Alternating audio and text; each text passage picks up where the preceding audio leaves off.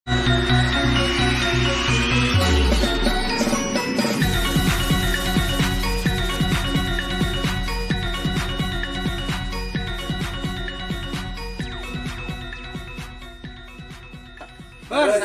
kami Sang Parikenan. Om Swastiastu, Om Swastiastu, Namo Buddhaya, Om Siddhastu Tatasu. Sahabat Hindu di seluruh Nusantara, jumpa kembali di HN Channel TV, yaitu dalam rangka acara Wacana Dharma. Mudah-mudahan kita semua selalu dalam keadaan sehat, damai, dan sejahtera. Jadi sahabat Hindu di seluruh Nusantara, jangan lupa subscribe dan komennya agar bisa mendapatkan acara-acara wacana Dharma terbaru dari kami. Jadi pada kesempatan kali ini kita bersama Sang Parikenan. Apa kabar Sang Parikenan? sehat. Juga kebetulan ada Bapak Sudar. Apa kabar Pak? Sehat. Jadi dan juga pada kesempatan kali ini kita ada Bapak Ketut Karyana. Bagaimana kabarnya Pak Ketut? Sehat. Jadi baiklah, pada kesempatan kali ini temanya yaitu tentang Karma Marga Yoga.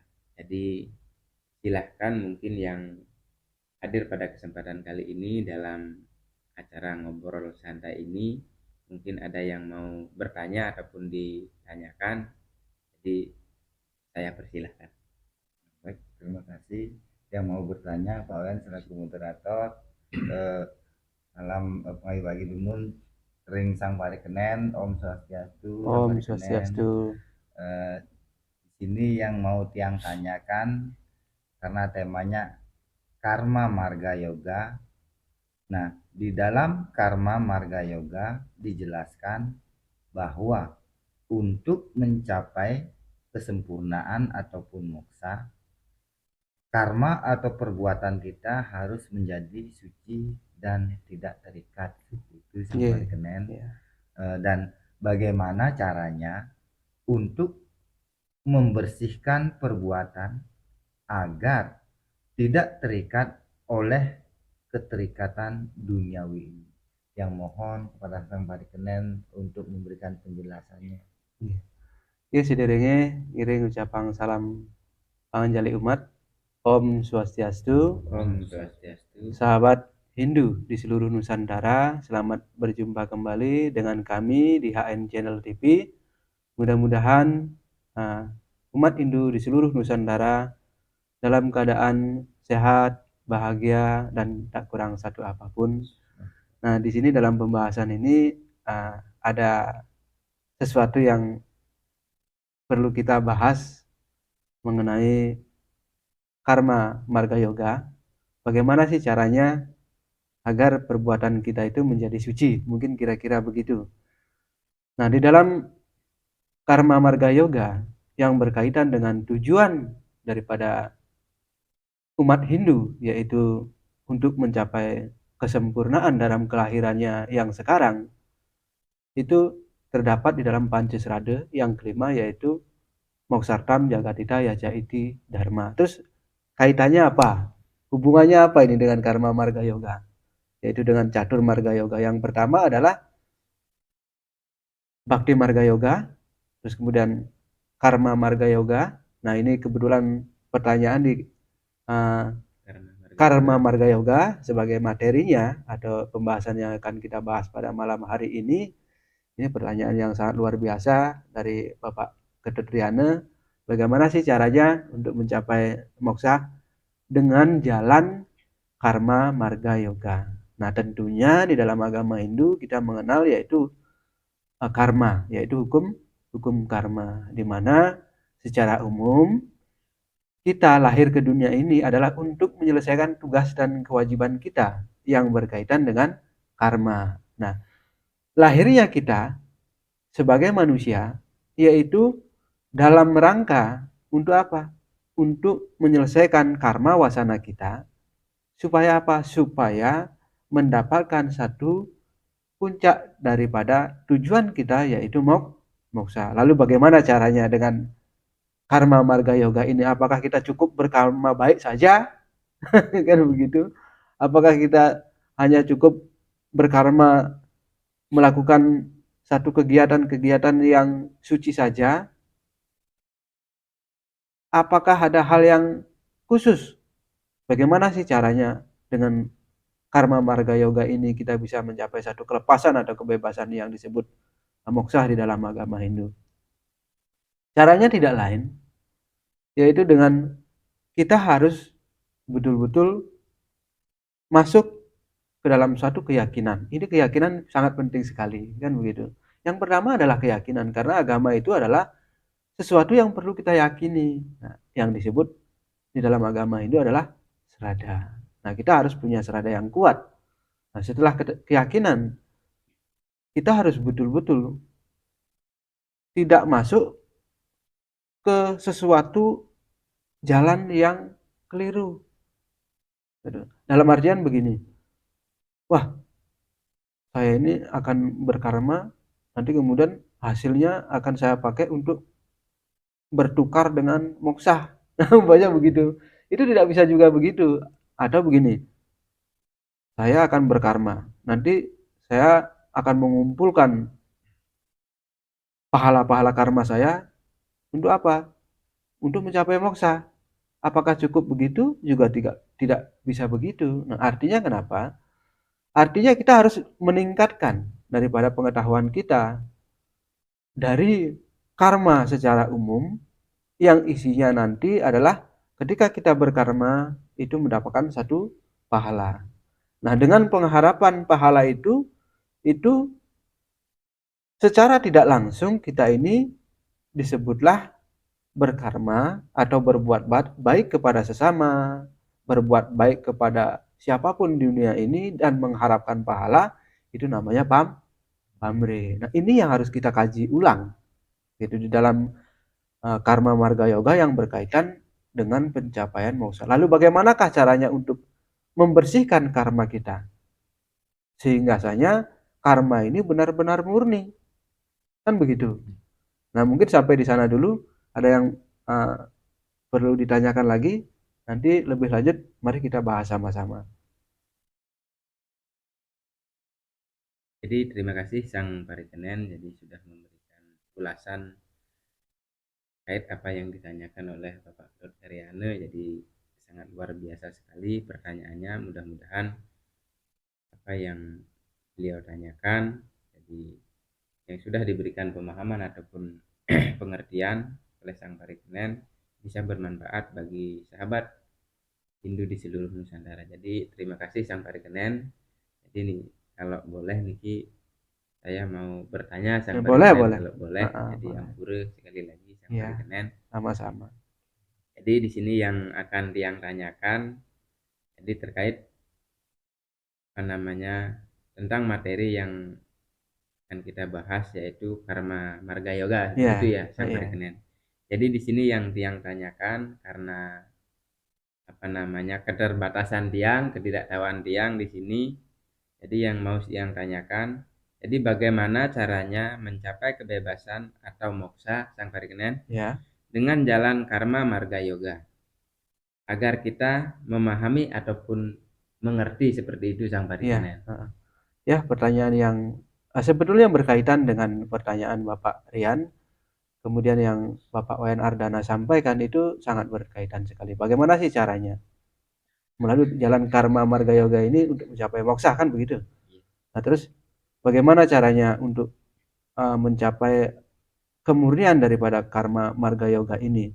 Nah, tentunya kalau kita berbicara mengenai masalah karma, nah ini berkaitan dengan sesuatu yang kita lakukan dan akan berbalik kepada diri kita sendiri. Nah, tentunya kalau secara umum karma-karma yang baik itulah yang disarankan di dalam kitab-kitab suci Weda, yang disarankan di dalam purana-purana, yang disarankan oleh leluhur-leluhur kita untuk kita melakukan swadharma kita yang tidak keluar daripada dharma.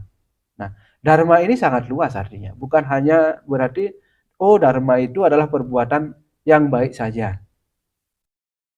Dharma ini sangat luas. Dharma artinya kebenaran. Kebenaran artinya adalah kenyataan yang ada. Kenyataan yang ada itu adalah sesuatu yang memang betul-betul yang berkaitan dengan kata-kata sanatana dharma, kebenaran abadi. Nah itu. Jadi apakah dengan karma marga yoga ini bisa menyentuh daripada kemurnian itu sendiri untuk memurnikan daripada karma wasana kita? Apakah dengan karma marga yoga kita bisa mencapai moksa? Bisa. Tentunya tidak hanya sebatas pengertian yang berkaitan dengan karma. Tapi bagaimana caranya kita untuk melepaskan apa yang menjadi karma wasana kita sebagai bentuk suatu penyerahan diri total. Nah itu. Jadi begini. Kalau kita bahas lebih lanjut, kita melakukan karma. Kemudian seolah-olah kita yang mampu melakukan. Kita melakukan suatu perbuatan dharma, seolah-olah kita yang mampu melakukan perbuatan dharma itu sendiri, kemudian perbuatan dharma itu pahalanya akan kita tukar dengan moksa. Itu tidak bisa begitu. Nah ini hanya bisa mencapai pahala. Pahala itu baik pahala yang kita yakini mendapatkan surga, ataukah mendapatkan sesuatu yang berbeda daripada apa yang kita lakukan. Nah itu hukum erta, namanya hukum timbal balik. Tetapi kaitannya dengan karma marga yoga yang pada ujungnya yang akan memurnikan daripada perbuatan kita, yaitu dengan pemahaman atau sebuah pengetahuan. Yang memang pengetahuan itu betul-betul pengetahuan yang sesuatu kenyataan yang ada, atau sesuatu yang nyata adanya bukan maya. Gitu. Apa pengetahuan yang nyata adanya bukan maya? Adalah sesuatu yang selama ini mungkin kita sudah pernah mendengar ataupun sudah pernah ngobrol-ngobrol dengan kawan-kawan kita, apa sih sesuatu kenyataan yang ada? Kenyataan yang ada itu adalah sebenar-benarnya kenyataan yang ada, tidak lain adalah ya Sang Hyang Widi itu sendiri, ya Brahman itu sendiri. Jadi kalau demikian adanya, kalau beliau kita yakini sebagai sumber dari segala sesuatu yang ada di dunia ini, termasuk diri kita, seluruh kemampuan yang kita punya untuk berkarma itu adalah kemampuannya beliau. Seluruh kehidupan yang kita punya adalah kehidupannya beliau. Seluruh napas yang kita gunakan selama ini adalah berasal daripada beliau. Dengan kesadaran keseluruhan ini bahwa semua segala sesuatu yang mampu manusia lakukan, yang mampu manusia karmakan itu adalah kemampuan daripada beliau yang disebut Brahman. Nah, maka timbul kesadaran di dalam diri kita. Oh, berarti kita tidak punya kekuatan apa-apa. Oh, berarti kita tidak punya kemampuan apa-apa. Oh, berarti diri kita ini persis seperti lampu. Ketika tidak ada energi yang mengaliri lampu tersebut, maka lampu itu tidak akan hidup. Nah, begitu. Jadi kita ini adalah makhluk yang tidak punya kemampuan apa-apa. Walaupun kita berkarma, itu adalah kemampuan yang dianugerahi atau diberikan kepada kita oleh Sang Hyang Widi. Nah, dengan pemahaman itu maka kita sadar bahwasanya dengan kesadaran ini kita akan hilang egonya atau rasa pengakuan kita terhadap merasa-rasa kita punya satu kemampuan. Nah, dengan demikian maka rasa pamrih itu akan hilang. Begitu kita memberikan sesuatu atau yatnya atau berkarma sesuai dengan ajaran Dharma, itu tidak akan pernah merasa bahwa kitalah yang memiliki kemampuan itu. Dengan demikian, pamrih diri kita akan termurnikan. Nah, begitu kira-kira. Jadi, ini yang harus kita pahami. Jadi kita memiliki satu kesadaran. Kesadaran apa? Kesadaran bahwa semua yang mampu kita lakukan adalah kemampuan yang diberikan oleh beliau. Dengan demikian sekali lagi perbuatan kita akan hilang dari rasa pamrih, akan hilang dari rasa pengakuan. Nah, begitulah caranya untuk mencapai kemurnian daripada apa yang melalui jalan karma marga yoga. Nah, yoganya ini Yang harus diyogakan apa? Yang harus didudukkan apa? Yaitu pemahaman itu yang harus kita dudukkan. Kesadaran terhadap diri kita tidak punya kemampuan apa-apa, serta apapun yang kita seolah-olah berikan kepada sesama kita tentang perbuatan dharma itu, ini harus betul-betul kita pahami dan kita mengerti bahwa ini adalah sesuatu yang tidak lain berasal dari Sang Yang Widi. Nah begitu. Terus pertanyaannya, loh kalau semuanya Sang Yang Widi, saya kemana? Begitu. Kira-kira kemana kita? Gitu. Siapa sih kita sebetulnya, kan begitu? Kira-kira. Mungkin ada sesuatu yang perlu dibahas dengan Bapak Sudar. Jadi bagaimana ini? Kira-kira apa yang perlu kita bahas di sini? Gitu. Kaitannya dengan inilah, dengan Karma Marga Yoga. Jadi mungkin silahkan Bapak Sudar, karena pembahasan pada Kita ngobrol-ngobrol santai. Seru. Swastiastu. Om Swastiastu. Yang wonten pertanyaan di dalam Hindu ada yang namanya catur purusarta. Iya. Catur purusarta itu isinya yang pernah yang baca ada kama, harta, dharma, terus moksa. Iya. Nah, yang pengen ngerti pengertian keempat kata niki tolong dijelaskan. Iya. Hanya itu ya. Iya.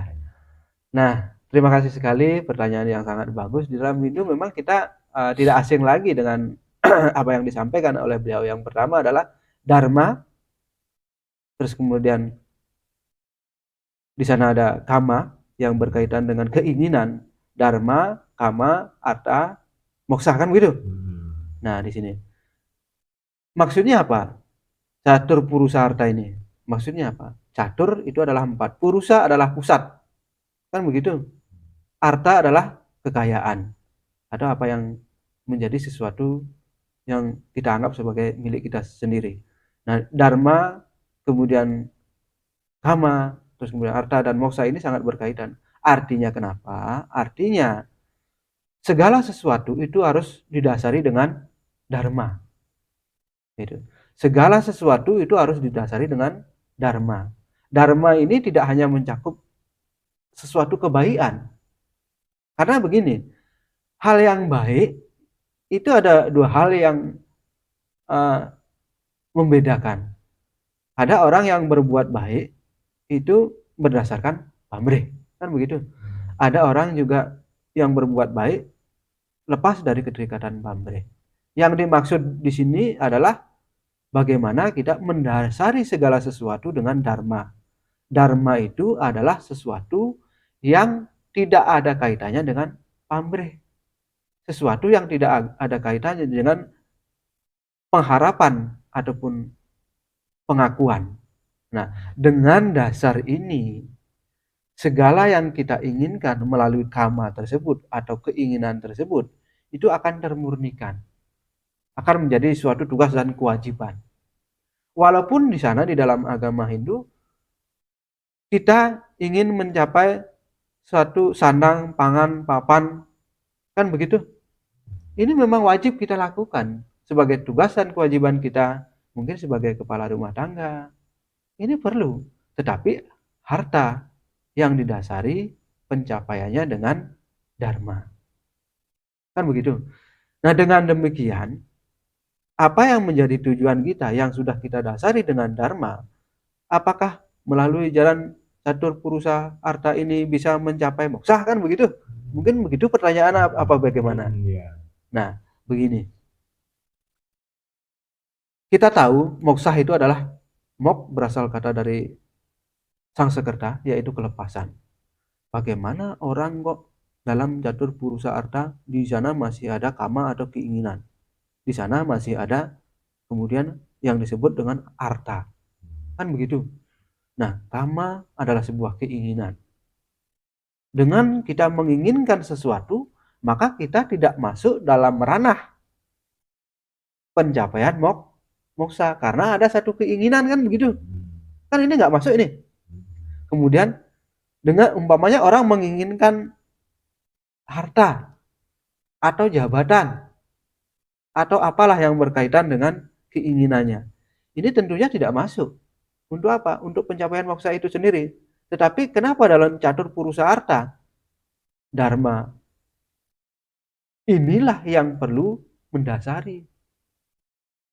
Seperti apa contohnya? Ketika kita melakukan tugas dan kewajiban untuk memperoleh daripada arta, apa yang perlu kita lakukan supaya tidak terikat?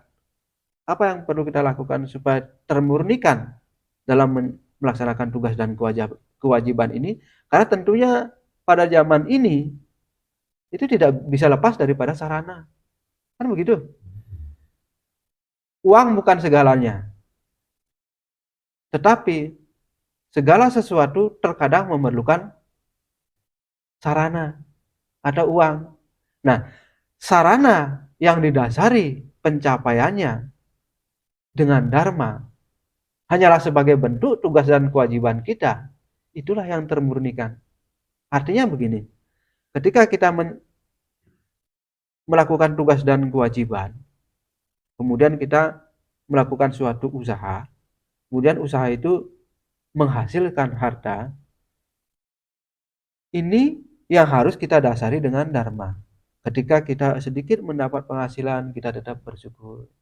Ketika kita banyak mendapatkan penghasilan inilah kita gunakan sebagai bentuk karma kita untuk berbakti, berbagi, sebagai bentuk cinta kasih kita kepada sesama. Ini bisa diterapkan di dalam suatu serada di dalam umat Hindu, yaitu melalui upacara, melalui susila atau perbuatan baik, dan melalui falsafah ataupun yang disebut tatuanya. Nah, sesuatu penghasilan yang berupa harta benda yang kita salurkan ke dalam bentuk yadnya, pengorbanan suci yang tulus ikhlas tanpa pamrih, itu adalah harta yang termurnikan. Dalam artian kenapa? Dengan didasari dalam pencapaian kita untuk mencari harta, itu tidak ada satu pengakuan terhadap diri kita. Oh, bahwa saya inilah yang memberikan anak istri saya jatah. Saya inilah yang mampu menanggung anak istri saya supaya bisa makan. Saya yang bekerja di ladang, di kantor ataupun di sebuah lembaga sehingga anak istri saya ini bisa makan. Nah, ini betul-betul harus dihilangkan. Kenapa harus dihilangkan? Karena catur purusa arta ketika tidak memahami hal ini akan gagalah pengertiannya sampai di puncak. Begitu. Berarti dalam artian kita melaksanakan tugas dan kewajiban itu harus. Untuk mencapai moksa tidak harus meninggalkan tugas dan kewajiban ataupun meninggalkan anak istri kita. Kan begitu? Wah, untuk mencapai moksa supaya kita tidak terikat dengan keduniawian, kita harus meninggalkan anak istri. Ini sesuatu yang keliru. Sesuatu yang perlu dikaji pemahamannya. Belum tentu yang meninggalkan anak istrinya kemudian menetap di ladang bikin gubuk umpamanya. Menetap di hutan sendiri bikin gubuk umpamanya, kan begitu, supaya tidak terikat dengan anak istri saya. Justru ini belum tentu.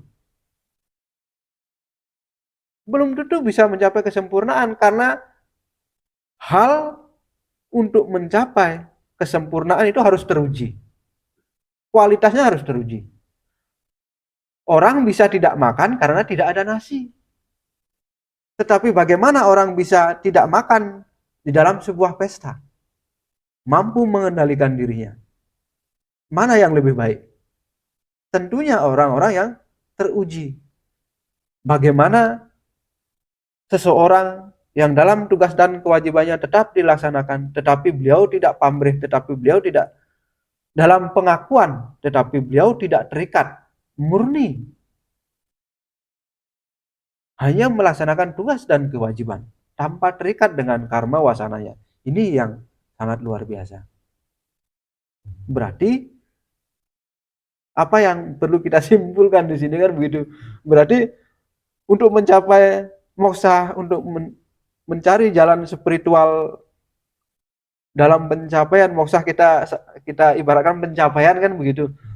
Ini tidak harus meninggalkan tugas dan kewajiban. Tetapi bagaimana melaksanakan tugas dan kewajiban tanpa terikat oleh sarana daripada yang ada dalam tugas dan kewajiban itu sendiri. Nah begitu.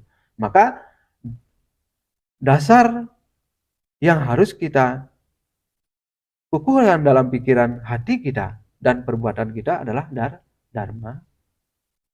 Terus baru yang lainnya ini akan termurnikan. Nah begitu mungkin kira-kira.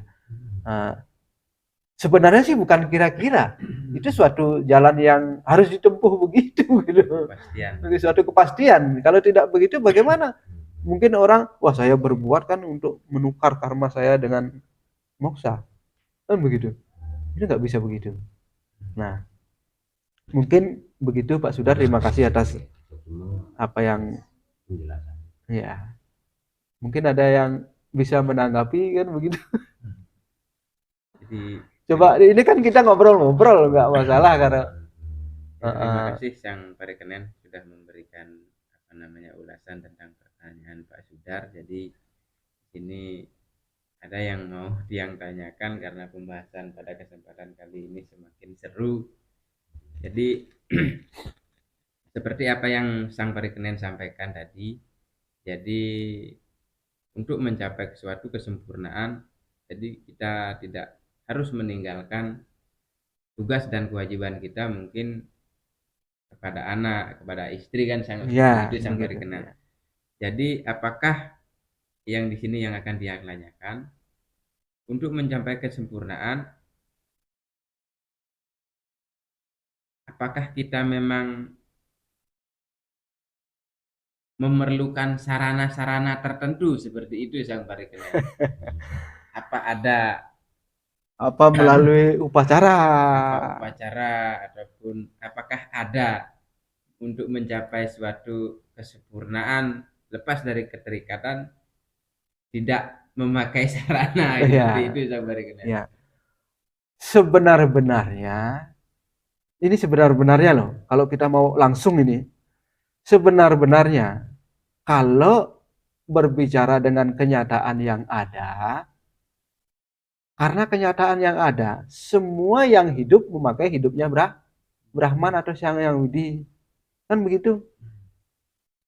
Berarti kita ini adalah maya. Yang disebut maya adalah sesuatu yang diciptakan atau sesuatu yang baru dan akan berubah dari satu bentuk ke bentuk lain. Umpamanya kita lahir, kan bayi, kemudian meningkat jadi anak-anak. Kemudian berubah lagi, meningkat jadi dewasa. Berubah lagi, meningkat jadi tua. Berubah lagi, meningkat jadi jompo. Berubah lagi, mati itu kan. Berarti segala sesuatu yang ada di dunia ini itu tidak kekal ataupun tidak abadi. Yang abadi hanyalah Sang Hyang Widi. Termasuk kita juga. Kita ini sebenarnya adalah sesuatu yang maya atau berubah dari satu bentuk ke bentuk lain. Kemudian 100 tahun lagi, mudah-mudahan umurnya 100 tahun lagi, mati kan begitu.